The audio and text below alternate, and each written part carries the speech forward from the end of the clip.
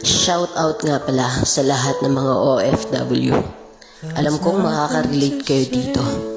Dalawang klase ng pakiramdam kapag nasa airport ka na. Yung tipong paparating ka pa lang, ang sarap-sarap at ang saya-saya. Kasi nga makikita at makakasama mo na yung mga taong mahal mo sa buhay. Mayayakap at mahalikan mo na sila. At ang saya-saya din ang pakiramdam ng mga taong susundo sa'yo. Dala-dala yung ngiti sa mga labi nila kasi makikita ka na nila. Pero sa kabila ng lahat, ang pangalawang pinakamasakit na pakiramdam, yung kailangan mo nang umalis kahit ayaw mo dahil kailangan. At yung pakiramdam ng hahatid sa'yo na sa bawat hakbang mo papalayo, sobrang bigat at ang sakit para sa kanila.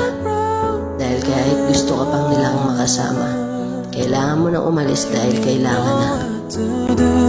Your emotion to